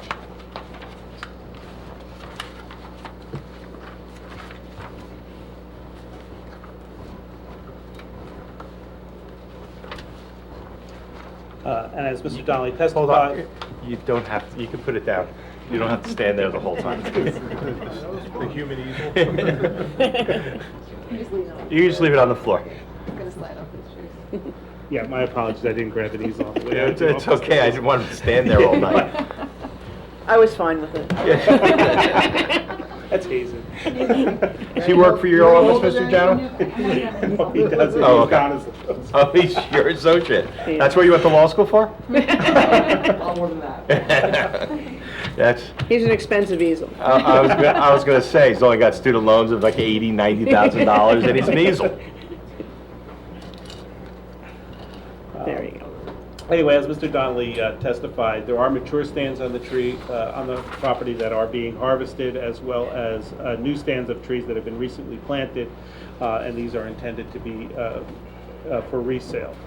So the applicant this evening seeks to permit the utilization of the existing buildings for the storage of the equipment that is used on-site, harvesting other trees on other farm management units, as well as off-site for the tree business. There's essentially an efficiency to this equipment, and that can be utilized multiple purposes. It is necessary for the operations on this property. It is also has utility, again, for off-site purposes. The property is used as a farm use. It is will continue to be used, and hopefully the farm use for the trees is expanded on the property, as is the intent by Mr. Donnelly. But the property is well situated in terms of having buildings on site that can store this equipment without it being out in the open, as well as provide sufficient parking for any hands that come to either work on or off site. So in looking at the application this evening, there's a couple things we have to reconcile. First thing we looked at was your master plan, and your master plan is actually pretty specific in terms of farmland uses. And reading from your 2017 master plan, a couple of the goals and objectives that I think are on point with what's here this evening. Reads, Millstone Township has a long and rich history as an agricultural community. The community-wide, purposeful commitment to maintaining agriculture as an active industry and way of life makes it a unique place in New Jersey and in Monmouth County, both of which are seeing ever more farmland lost to development pressure. The goals, objectives, and recommended action items in the master plan prioritize farmland preservation and the maintenance of the rural character and quality of life in Millstone Township. The township will plan for a full array of agricultural, residential, commercial, office, light industrial, recreational, and public and quasi-public land uses in such a manner as to achieve beneficial development that respects the rural character of Millstone. Private lands, community facilities, active recreation, economic development, and all other built infrastructure are developed so as to fit in sensitive environmental areas with as low of an impact on natural resources as possible. The master plan specifically cites as a goal to support the township's agricultural industry. Those are actually very much on point with what we're proposing this evening. We have a farm unit. The farm is going to be converted from hay and tree service or tree farm to all trees. The equipment is stored out of sight on the property. This equipment has additional utility in being able to service other farmers and other agricultural activity within the community and outside the community. Also has the utility of being able to respond to emergency situations, as was mentioned during hurricanes and the like, where trees need to be removed, whether they take down utility lines or poles, or whether they block roadways. Tree service is a necessary activity at the time. So Mr. Donnelly's equipment has multiple purpose. It is registered as farmland equipment. It is used on site. The employees come to the site and operate on site, operate other farm units within Millstone, and can go off site. I think in the previous meeting, Mr. Donnelly testified that even though the equipment is used for tree removal off site, the farm plates do give it a limit in terms of how far it can travel from the site, and I believe 150 miles. So there are essentially limitations with having those farm plates on the property. Page 74 of your master plan states, given that maintaining the rural character of the township and preserving farmland, open space, and protection of the environment are fundamental purposes of the township land use plan, the township continues to designate large zoning districts for rural preservation and conservation. Excuse me. The plan provides for large-scale and small-scale farm operations. Smaller farm states provide more specialized products such as organic produce, specialty and ethnic vegetables, exotic livestock, and horticultural products. This type of diversity between the large-scale crop producers and the small-scale alternative growers can help strengthen the local agricultural economy. And again, Mr. Donnelly spoke about supporting the smaller farmers that can't afford to have the equipment on site, can't afford to harvest their own products, yet would like to take advantage of the tax benefits that come with farming and providing a diversity of product in terms of trees and horticultural projects. Very much on point with that. The utilization of the equipment is efficient and it supports the local agricultural business, local agricultural activities, as well as the sawmill, which ultimately benefits from getting some of the larger trees harvested from the town locally. Excuse me. We also have to turn to the municipal land use law for special reasons. This board is probably aware that a variance cannot be granted for the sole benefit of the applicant. There has to be a public purpose. And the public purposes are listed within the MLUL under 4055D. And they are listed by letter. So I think there are three that Donna mentioned in her introduction, but for the record, A is to encourage municipal action to guide the appropriate use or development of all lands in the state in a manner which will promote the public health, safety, morals, and general welfare. In this instance, we're looking to preserve an agricultural activity not only on this site, but within local farmers. The harvesting of timber crops requires very expensive and specialized equipment. Mr. Donnelly had the ability to afford this equipment, is harvesting on his site, will continue to harvest his site, but he will continue to help other farmers do this. This promotes the public welfare. G is to promote sufficient space and appropriate locations for a variety of agricultural, residential, recreational, commercial, and industrial uses and open space, both public and private, according to their respective environmental requirements in order to meet all the needs of the New Jersey citizens. Again, this is a rural zoned property that permits farmland. It is farmed. The equipment is specialized for timber farming. This equipment has multiple utility, not only on-site but off-site. So when we look about sufficient space for appropriate locations, this equipment, and I think Mr. Vella hit the point, had this equipment been registered to the farm, to Winding Brook Farm, this wouldn't be an issue. The issue is how it's registered. So this equipment would be associated with farming activities on this property. It may not have had the extensive utility that it does through the registration process, and we don't need to go into that, but the point is this equipment is needed on site. Had it been registered to the farm, this wouldn't be an issue today. It would be permitted, but Mr. Donnelly uses this off-site, has it registered to a commercial entity because it is used off-site. However, having said that, it is in an appropriate location for that reason. And finally, M is to encourage coordination of the various public and private procedures and activities shaping land development with a view of lessening the cost of such development through more efficient use of land. Mr. Donnelly bought this farm with these buildings there. There are no buildings being proposed. There's no additional infrastructure being proposed. This will be a farm unit. It's a very efficient use of this property, and I believe we meet all three of those points. That brings us to the variance relief. What we're seeking tonight is a D1 variance, and to satisfy the criteria for a D1 variance, we have to address what's known as the Medici case. And in Medici, there are three standards by which we can seek the variance use. One is where there's an inherently beneficial use, and well, you could argue that farming is an inherently beneficial use. We're not going to do that tonight. Two, where the property owner would suffer an undue hardship. Or three, where the use serves the public general welfare because the site is particularly suited for the proposed use. And I do believe the site is particularly suited for this proposed use. It has been farmed, it will continue to be farmed. It has been a hay farm, it is being farmed for timber, it will be a tree farm. It's situated in a farming district surrounded by farming uses. The harvesting of the timber products is recognized as a farming activity. The same equipment which is used on-site can be used off-site, again locally for other farms as well as other woodlands and tree services. The equipment is stored entirely inside an operation. It is not visible, it is not disturbing in terms of appearance, and it does serve a public benefit to the other farmers and to other tree service, other people needing the tree removal or tree trimming. So I think when we look at this, it is particularly suited not only for its location, but for the activities that are on site, and it's for proximity to other farms that can utilize this equipment.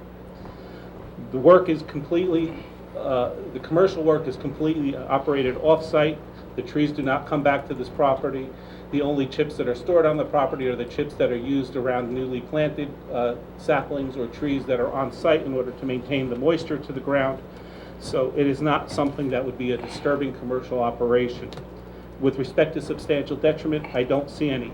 Employees come often on site. They have parking already that's on the site near the garage. They work on site at times, they work off site at times, but these same people would be coming and going from the property as would with any farm management unit. The proposed utilization of this equipment off-site does not impact the on-site operation, it does not increase the intensity of the on-site operation. The equipment is screened on the property. It is necessary for the operations of the property, but it has multiple utility. So I think it is a very efficient use excuse me, of the equipment.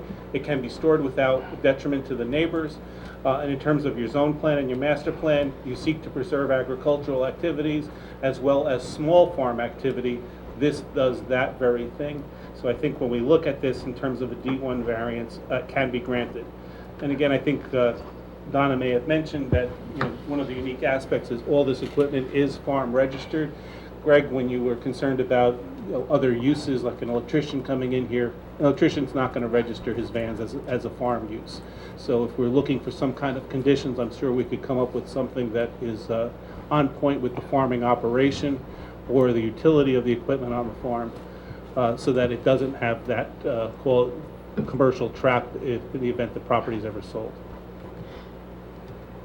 And I would suggest that perhaps if the board were to vote favorably in it, that you could impose a condition that said something to the effect that only vehicles and equipment related to agriculture and horticultural uses may be stored in the barn.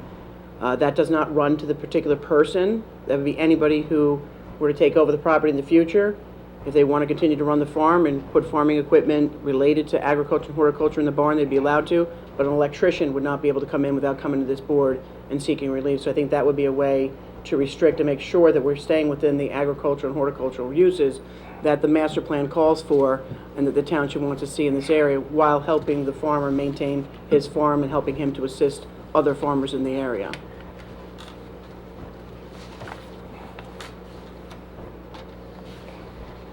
And that's essentially our case. Red, do you agree with that kind of restriction? I mean, is that doable? I mean, that is potentially a condition that would limit the use. However, the condition is duplicative. I mean, it's really, at some point, they absolutely have the absolute right to do that. Like anyone that owns the farm, if they're operating a farm, they can do agricultural and horticultural storage of vehicles in there. They're allowed to do that. It doesn't limit anything. He could do that now. The problem is that's not what he's doing now. He is doing a commercial vehicle. And even if you put that condition, potentially he violates that because it's not for agricultural and horticulture. He's doing it, he's storing equipment that goes off site and has been around, I don't know, how long has that business been around? 30 years? Taking trees down for money, stumping for money. That's not horticultural and All agricultural. farms have to make money. In order to meet the Right to Farm Act, you have to make money. All farms are commercial farms. we're not questioning the farm. But you're also ignoring the fact that this equipment is used on site for harvesting. So there's a dual purpose to this equipment. This isn't something that strictly works off site. This is utilized on site. I understand that completely. But the question then becomes, you use the term farm management unit. Yes. Is your testimony today that Pro Stump Tree Service is a farm management unit? The equipment is used... No. Is the business that's operating on site Pro Stump a farm management unit? It is, because it harvests from this farm, it harvests from other smaller farmers, as well as performs other tree services. So yes, there is absolutely a farm management unit purpose to this equipment.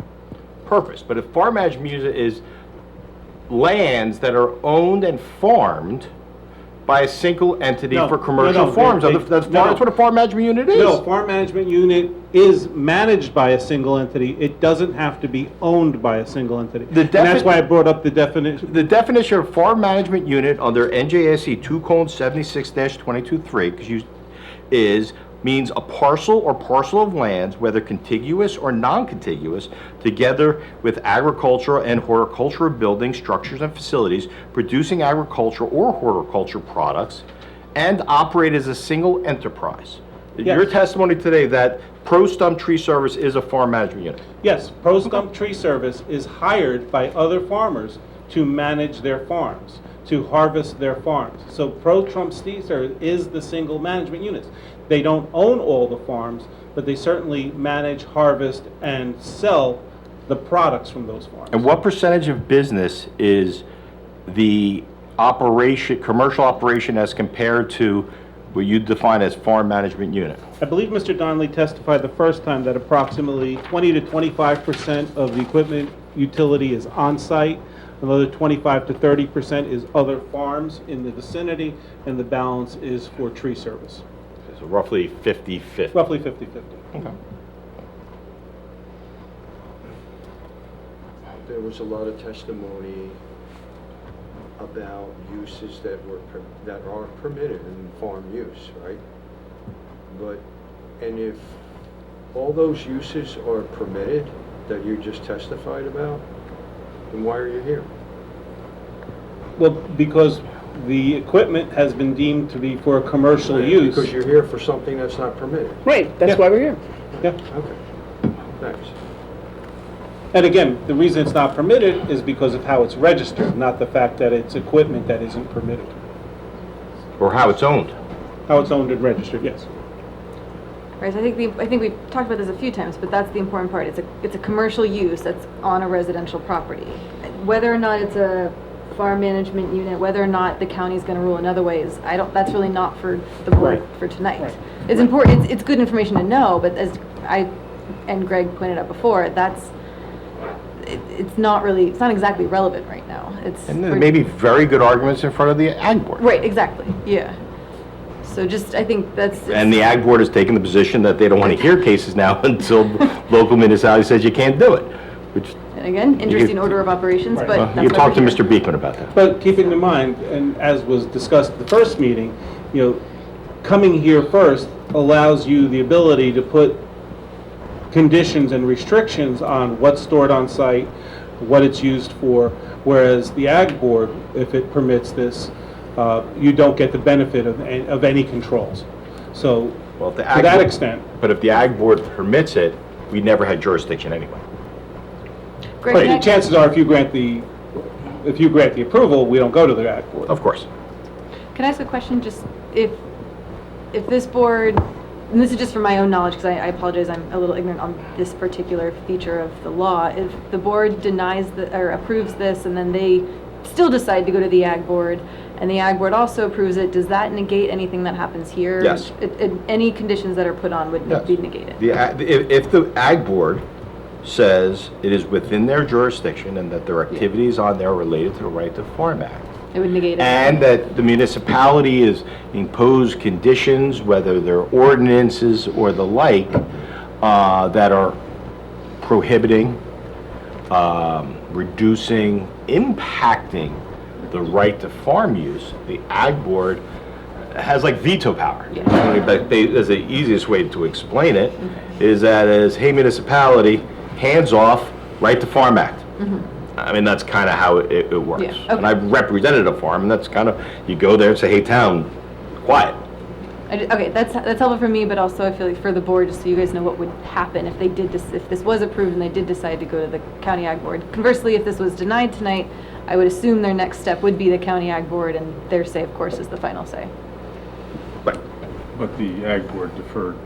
The Ag Board has taken a position and adopted a resolution, which I saw a couple weeks ago, on an unrelated matter. That's basically, they've taken the position that they don't want to hear a case, and Ms. Jennings, you can tell me if I'm wrong, that they really don't want to hear a case until you show some type of denial from the local municipality. Right, they want you to exhaust your administrative remedies. Right.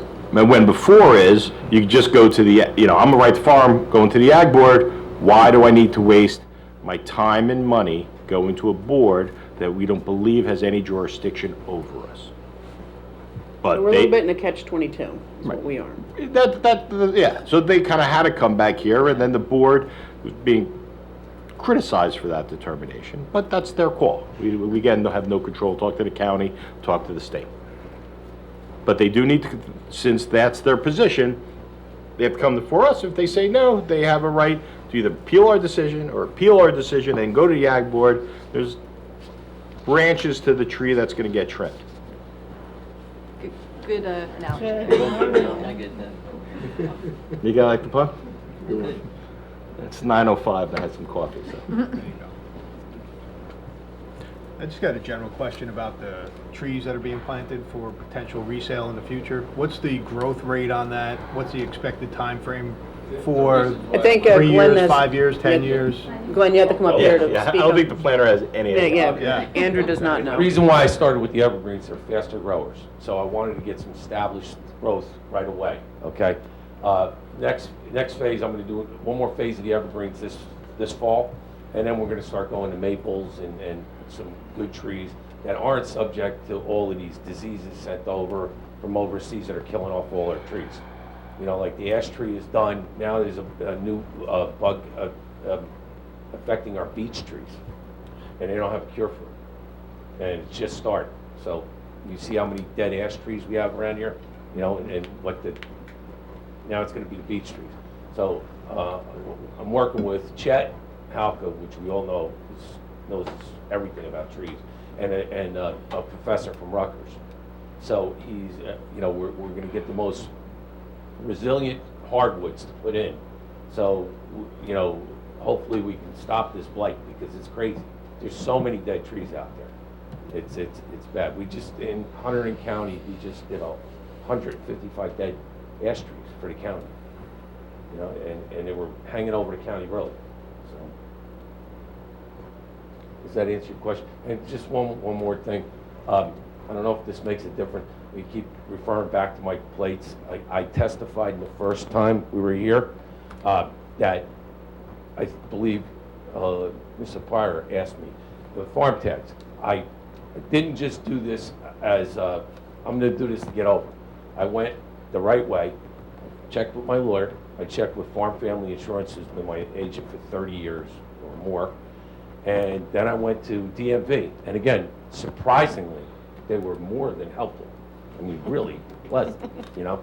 And they sent me back to the Ag Board in Monmouth County. And they were really helpful. And I told them what my ag plan was. They already had it, you know, and I told them we want to transition over to all trees at some point. And what the trucks were registered, and they showed me how to do it, okay? We're Pro Stump Tree Service, DBA, doing business as Winding Brook Farms. That's what DMV has on my records. And there's farm tags on every one of my vehicles. So that question, if we wouldn't be here, if we were owned by my second entity, I own them both. And the way they made me register them at DMV was Pro Stump Tree Service, DBA, doing business as Winding Brook Farms. So if that helps answer that question. Okay? Thank you.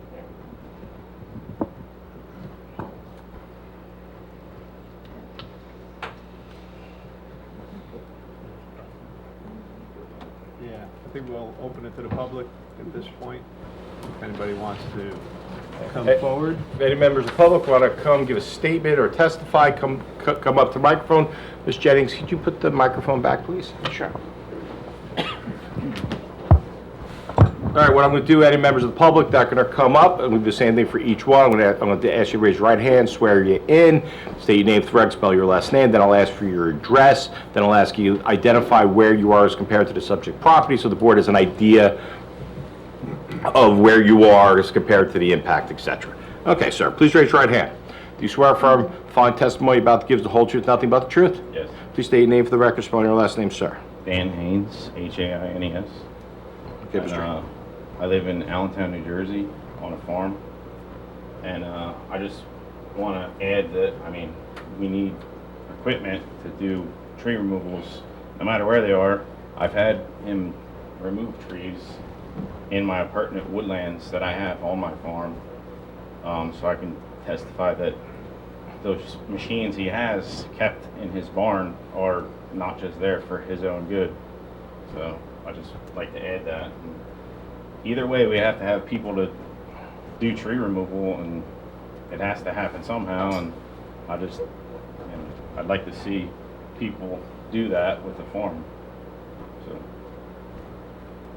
and I still don't understand how planting a soybean and harvesting it with a combine is different than planting a tree from a seed and harvesting it with a truck. That's, neither of those issues are before this board today. I'm just saying, It's whether. it's a comparison. I think that's for the agricultural board to decide. Yeah. Right. Thank you. You have your own equipment, or you rely on his equipment to get? I do have my own, yeah, but I can't afford tree equipment that you need. It has to serve a purpose. So if he wasn't here, you'd have to hire somebody, Yeah. regardless. Either way, somebody would have to come do it. There's trees I can't reach with a machine or a ladder that would be unsafe, or, I have a kid, I don't need to get hurt. I'll pay somebody to do it. It's commerce. If a farmer grows a bean and he sells it, that's still a form of commerce, no different than what he's doing, so. That's all I got to ask. Thank you. Thank you.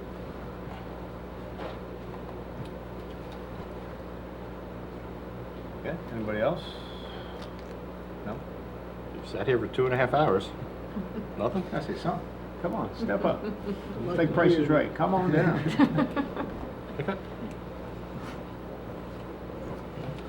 We'll close the portion to the public at 9:13. Can I ask a quick question, Mr. Donnelly? Do you sell trees, you said? Do you plant them anywhere else too, or just sell? No, I plant them to grow them. No, to other people, Maybe come up here. to your other customers. I know you take trees down. Oh, no, I plant trees. For other people. No, 100%. Again, like, landscapers want to plant trees. That's what I'm saying. I wanna saying, make sure you're not a No, landscaper. I plant trees for other people, residents, municipality, whatever. But the thing is I only plant them, and again, I got a hell of a coach here with Chet, We only plant them in the fall and in the spring, because you're fighting the weather. And again, as I stated before, it's so hard being a farmer. And the weather, like right now, he would still be digging for another couple of weeks, but the heat came in, he can't dig. And so, again, so you do work planting trees from other residents, towns, Yes. whatever, and do you landscaping Yes, with yes. that? No landscape, no Because landscape. we had one Only like that. trees. We had one like that that turned No into a landscape. disaster. I don't cut grass, I don't do any of So that. you're Just not a plant- landscaper? No way. Okay. But if customers, again, like I stated before, now with the new regulations, now they have to plant trees. So I know so much about trees, I've been doing it 40 years, and I'm growing them. I'm not gonna turn it down if the customers want me to plant their trees, I'm gonna plant. I just keep saying removal stumps and all that. I figure you must plant them somewhere Yes. too. Hey, Matt, I have a question for you. What's the requirement for tree replacement? Like, is there height limitations? Like, it has to be a minimum height for tree There was a replacement? new Under the ordinance? Yeah. The new one's about 30 pages long. I'm okay. still Yeah, we're still reading it. Danielle actually might know Different best. size, different money. Okay. It's pretty extensive. Farmers don't pay. Yeah, farmers are exempt. For farming activity. For farming activity, thank you. Discussion. Well, so, Ms. Jennings, I think we kind of heard everything. Do you want a couple minute or so to do a conclusion? No, I think we kind of beat the issue to death. I think the board understands what they are, and we hope respectfully that the board sees that the applicant has demonstrated that they've met both the positive and negative criteria for the granting of the use variance. Thank you. Okay. Board Board discussion. discussion. Steve? Well, I mean, I'm pretty favorable because I've lived across from a farm from when I moved to Millstone, and I know how much, I can see how much work it is. And I'm really feeling that whatever can be done to keep the farmers farming, I'd be in favor of. And I don't really, to be honest, there's businesses in this town, that are run, that shouldn't be here being run. But this to me feels farmy. It's definitely a farm use, and I'd be in favor of it. So I've been involved a long time, since 1998, protecting the town, protecting the residents. Can you speak up? Maybe what microphone? I'm right here. I've been helping the town since 1998. I moved in 1994 and found this beautiful place here in western Monmouth County, like a lot of us did. And, you know, I've been helping on these boards, councils, and commissions and in forms of government since 1998. And, you know, I've been given the great honor of serving everybody in town, including land use applicants and residents. And, you know, they've given me and all of us great authority here at this board and other boards. And, you know, with this authority comes great responsibility. You know, when these cases come before you, you know, some of them like tear at your heart, you know, they make you want to say and do things that, you know, you may not otherwise think about. But I can't remember at all since 1994, when I moved in, of any board, council, or any of these boards granting a commercial use on a residential property. Okay. And, you know, a lot of people think, why do you have zoning, you know? It's because zoning, and I'm all for, you know, like landowner rights and entrepreneurship and all that stuff. But if you don't have good zoning, you can end up with a skyscraper right next to a ranch, okay? And so proper zoning and responsible decision-making go together. And there was a lot of testimony given here tonight about, or over the last two meetings, about things that we don't have any jurisdiction over. We don't have any, I mean, if everything what they're saying is true, then they shouldn't be here. But somebody with a greater authority than I have, and more knowledge than I have, in more than one location, has said that there's commercial activity here. And I see, and from the evidence presented, that's what it is. And if this is denied tonight or approved, whatever, they still have the ability to go to the Ag Board. And if what Mr. Vela says is accurate, where if they go through the process and they do get denied, then they can go to the Ag Board. And if everything that they're saying is accurate, then the Ag Board should give them their approval. And then we don't have to be the ones that permit commercial uses on residential properties. That's kind of the way I feel.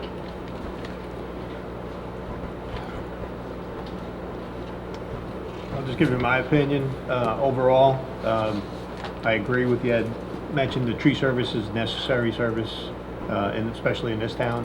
That's imperative, especially when we have storms. I commend Mr. Donnelly also for going out and helping farmers, to give back to help them with their woodlands management plan. But my biggest concern is similar to what Steve was mentioning, that is the operating commercial business in the residential zone. And the biggest issue is it carrying over to another potential owner down the line. If this wasn't a residential zone, then I don't think Mr. Donnelly would even be here. So I think that's the biggest issue I have right now, is trying to approve this commercial use in the residential zone. Everything else that you're doing is, you know, you're keeping the equipment inside, keeping it neat, clean as best you can. You're growing the trees. I get it. Everything is good except for that one issue I have. That's the only sticking point I potentially have right now. Right, it's pretty much the only decision that we're making. Greg, I have a question for you. Sure. If we denied and the Ag Board said yes, Yes. so now he's approved, Mm-hmm.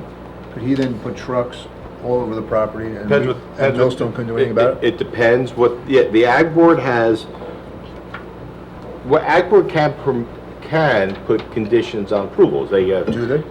yeah, I mean, when you go in, I'll give you an example. We had a client that was a farm, okay? And yet we went to the Ag Board and they said, okay, you're doing the hayride over here. You gotta move, you can't do it over there. You gotta put a 6-foot fence over there. Yes, do they put conditions on it? Yes. If they find this as a farm use, you know, could they say, yeah, they're all farm equipment, you don't have to store it inside. Absolutely, they could say that. Because they're not going to the Ag Board and say, I'm only gonna do it inside. Their position is, it's a farm use, period. The town said, no, I'm a farm use, I can do whatever I want with these farm equipment, period. And the Ag Board may say yes and put limitations on certain things, but I really doubt they're going to go to the Ag Board and say, well, I only want to do it in here. You may put them in there for weather-related other reasons, but their position is not, we're not going to have a negative impact on the adjoining property owners because we're storing everything inside. That's not their burden of proof before the farm. Right, exactly. Therefore, is it a farm use or not a farm use? The answer is a farm use, then they have to comply with farm-related activities and like. So the simple answer is yes, they could, if it's a farm use, they could do it, they essentially could do anything farm-related they want. The best way to explain it. And they testify, coming here allows us to put restrictions on them if we were to approve it. Correct. Correct. Which would be the condition, for example, of, it can only be inside the building, which is what they're proposing, or any condition related to the only certain type of vehicles that could go in there, yes. But the Ag Board will not do that. Right. So that puts us in a, I agree with everything that's been said, but then I also see a possibility that if we deny and the Ag Board doesn't put any restrictions, that this could turn into a not as pleasant looking as it is now with everything inside. You're correct. However, if you grant approval, that still doesn't stop them going to the Ag Board and saying, I don't want to do it in the building. I got my approval for the building, but I want to expand and do more farm related. I'm going to the Ag Board and say, I want to do it outside. If the Ag Board says yes, then it voids our approval because it's not relevant anymore. Because now the use is not commercial, it's farm related. Right.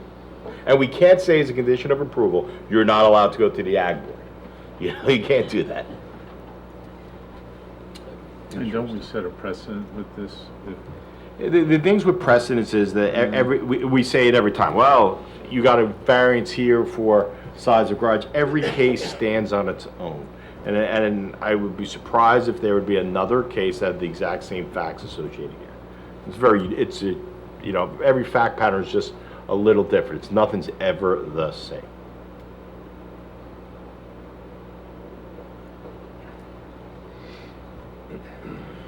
I'd be curious more about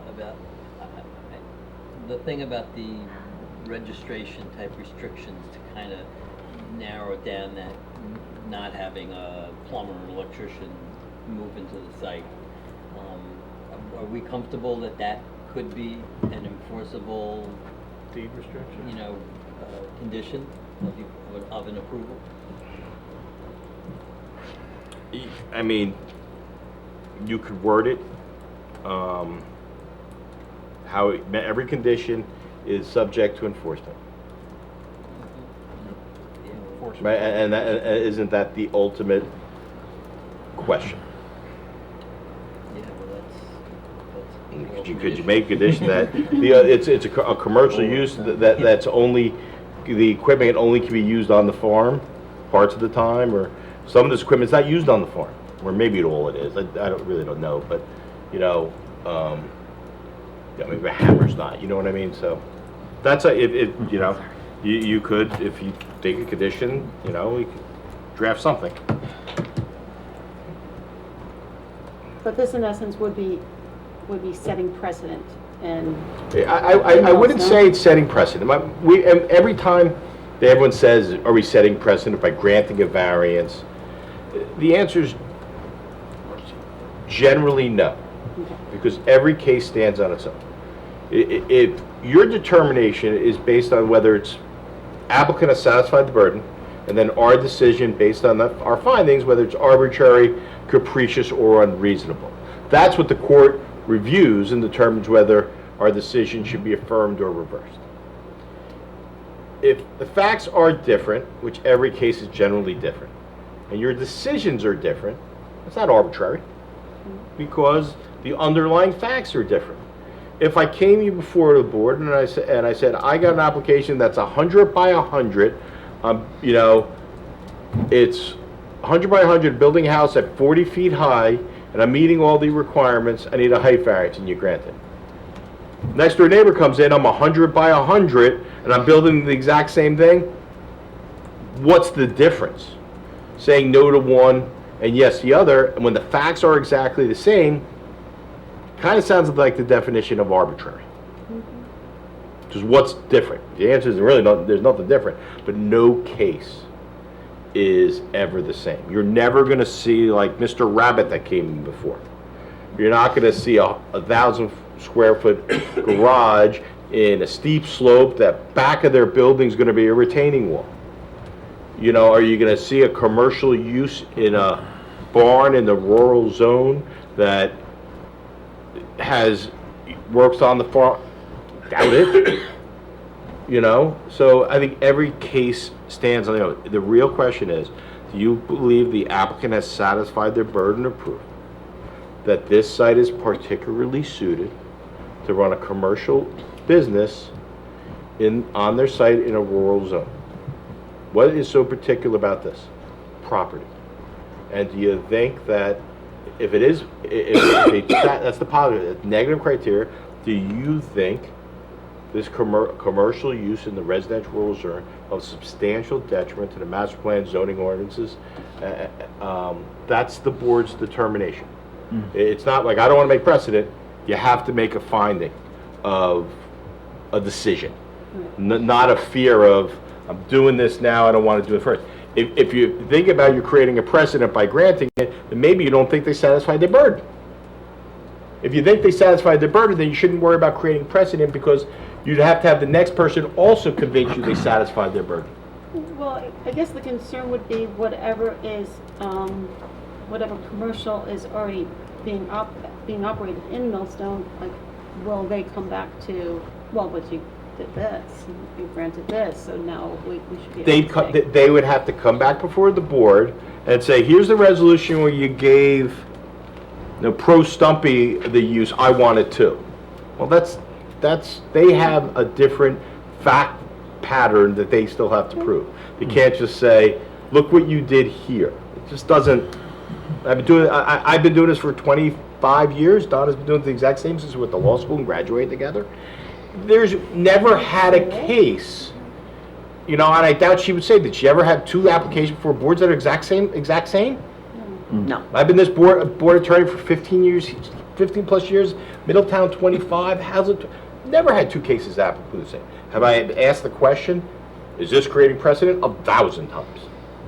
So, you have to make determination of whether they've satisfied their burden of proof. And that's what the board's call is. In my opinion, will you see more applications coming into the board? Probably. But then it's our job then to review it. And they have to put on a case just like this applicant did tonight. Well, we need tree services, but and I've used tree services many times, but there are a lot of tree services operating out of commercial zones and not a residential zone.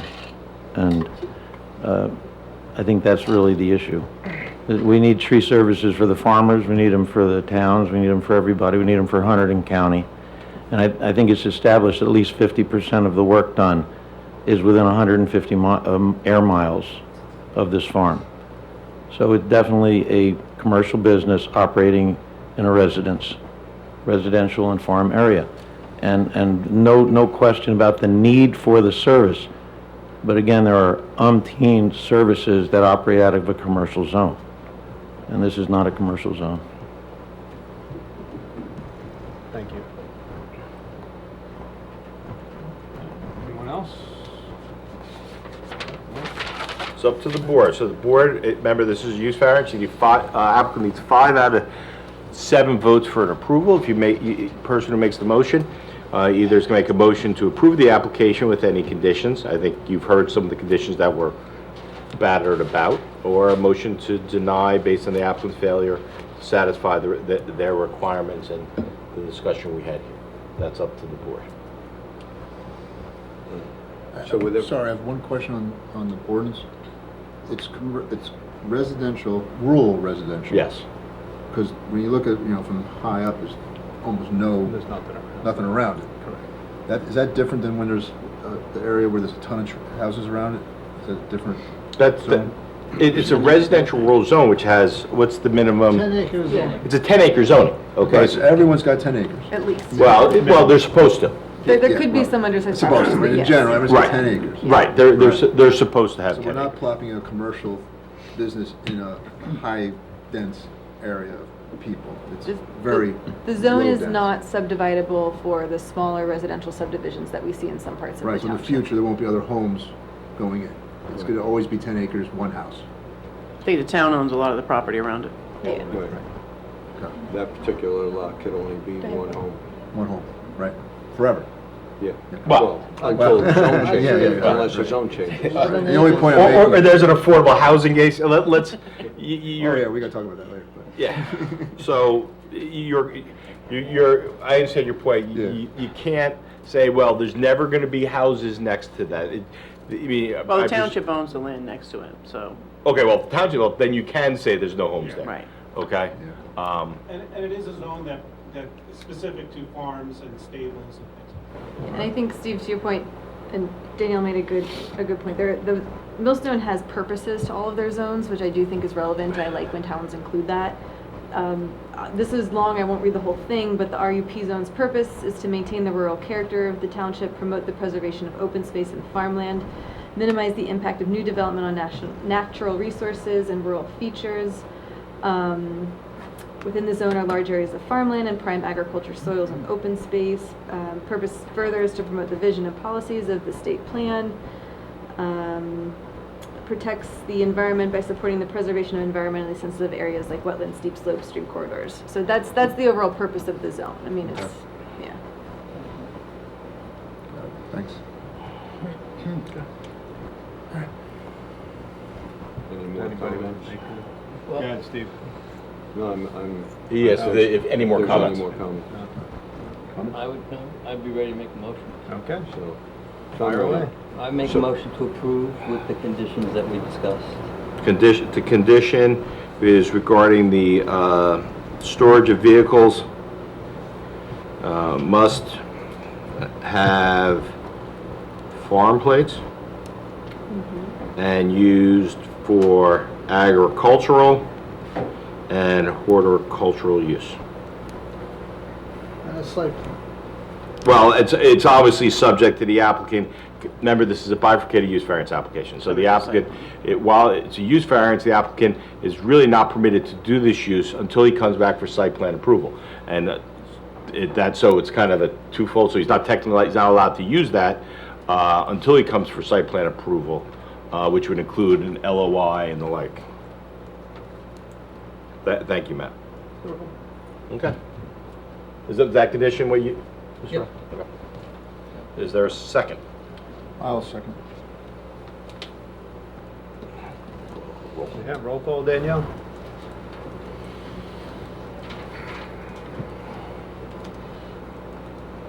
Chairman Austin, No. Ms. Arpaia, Yes. Mr. Barthelmess, Yes. Mr. Lambros, No. Mr. Morelli, Yes. Mr. Sinha, No. Mr. Cadigan. No. Okay, the application fails for approval, 3 to 4. I'd ask the board, since it's a majority for no, I do, just for the record to be clear, I would ask someone that voted no to make a motion to deny the application, a second, and then a roll call. I'll make the motion to deny. I'll second it. And the next yes is to vote to deny. Chairman Austin, Yes.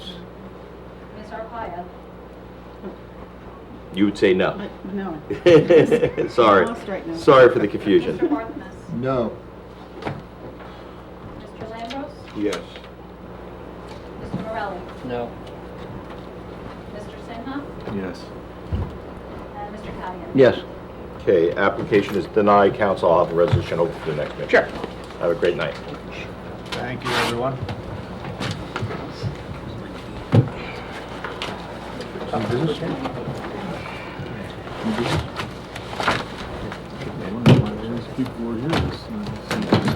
Danielle, you ready for new business, old business? As it is right now, the applicant that was offered our meeting in July is not available. I also know that we've been struggling with a little bit confirming attendance here, and he wants to make sure he has a full board. It's also a use variance, so summertime, we understand that there may be some struggles with it. We may be giving everybody the time off if we don't get any other applications in ready beforehand, but August, we certainly do have a major site plan and use variance on the agenda. So if you can make sure you're available, August 28th is certainly a confirmed meeting. July may be canceled, that's right. Hopefully cancel. As of right now, we have nothing agendized. Oh, good. Okay, thank you. We good? Call the meeting. Motion to adjourn. All right, it is 9:38. We got our motions. We're good. Everyone in favor?